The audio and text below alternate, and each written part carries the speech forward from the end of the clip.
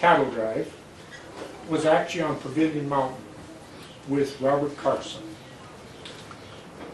When these miners were in Lillooet, Carson was supplying them with beef, people were supplying them with food, but by 1870, 90% of these miners had gone north. So here were all these fellows that had beef and they had produce, but they had no one to sell it to.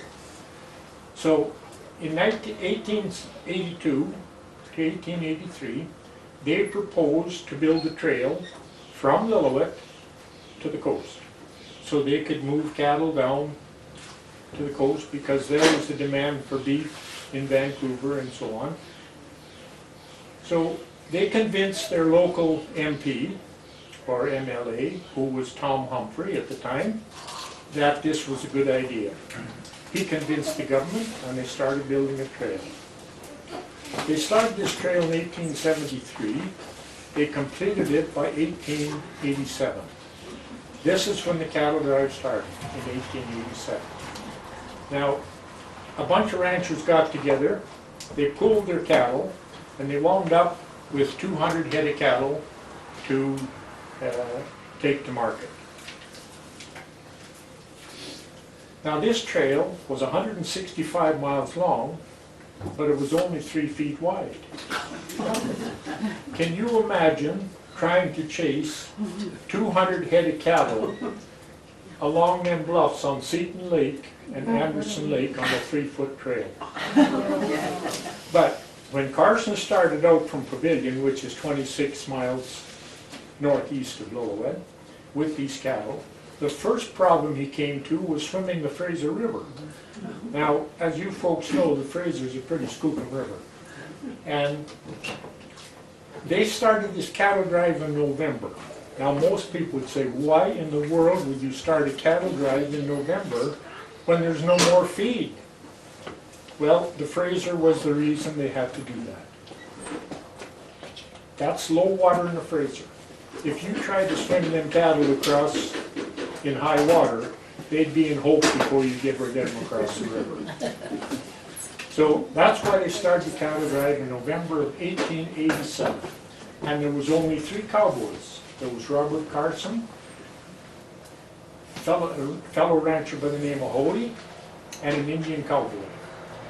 Now, these other cattle drives, and there's been cattle drives all over the world. The ones in Texas were famous. The Americans seen to that they were well advertised. The ones in the Chilcotin, they were tough drives. But the one drive that really gets your attention is the one that Norman Lee did from Lee's Corner in the Chilcotin to the Yukon. But even that cattle drive did not go through as tough a country as the Lillooet Cattle Drive. The Lillooet Cattle Drive has to be the toughest piece of country that God ever made around here. So there we started out in November. They swam them cattle across the Fraser, and they didn't lose any. And they started out this 3-foot trail from Lillooet. Well, it took them quite a while, because these cattle, like I said, you've got a 3-foot trail, you've got 200 head of cattle, and you've got to run them one at a time down this trail. Now, they came along Anderson, or Seton Lake, Anderson Lake, and they got to Pemberton. And it's hard to believe, but the first feed they found, because there's none along Anderson Lake, there's none along Seton Lake, the first feed they found was around Darcy. So they had to stop and let those cattle graze a while to try and get, but in November there isn't much to eat, so they had to wait a while to get them cattle fed up a bit. When they got to Pemberton, there was a few meadows around here that they managed to get cattle feed on.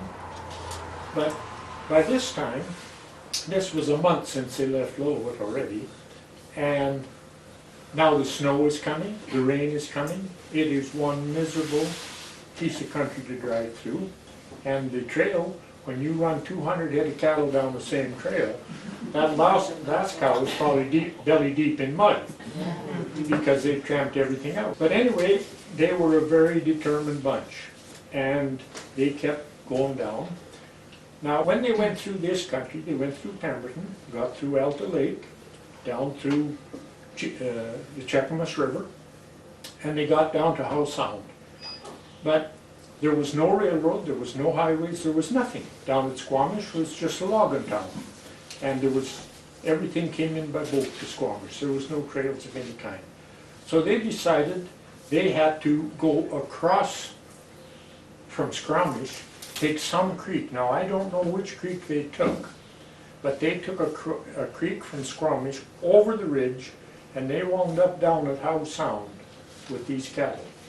Well, by the time they got them there, they'd lost quite a few. They had to shoot some, and they were a pretty sorry looking lot of cattle. So he scoured them across, he put them on scows, took them across Burrard Inlet. He managed to sell a few of them to the meat markets in Vancouver, Gastown as it was known in those years. And then the rest he took over to a farm in Richmond, and he was going to fatten up these cattle over the winter so that he could sell them in the spring. Well, as luck would have it, while he was on this ranch down there fattening up these cattle, the next door neighbor had a good-looking daughter. And between him looking at this good-looking daughter, and she's looking at this adventurous cowboy, well, they got together and they got married. And they sold the cattle, but now he had some money. He got married, and now he's heading home. Well, to go back home, he went as far as Yale on a stern wheeler. Then they got on a stagecoach, and they got back to Pavilion Mountain, where Robert Carson and his new wife, they had 2 sons, and both of them wound up as government people. One was the MLA for Lillooet area, the other was an MP for Ottawa. And so the Carson family became very famous, and that ranch that he established is still there to this day. Matter of fact, the Diamond S ran it for years, and they just sold this ranch to what they call the Blue Goose Ranching Company, which is out of Alberta, and they're now raising organic beef on this same ranch.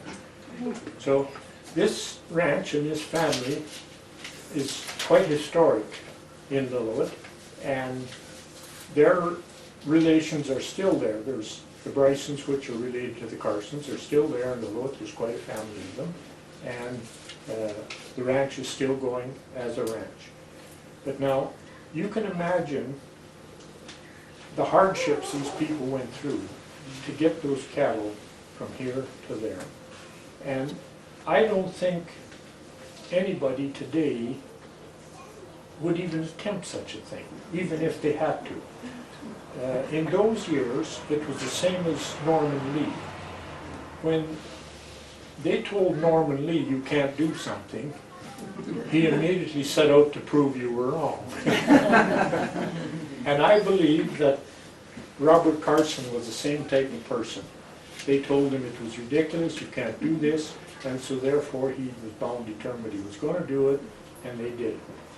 And that basically is the story of the Lillooet Cattle Drive.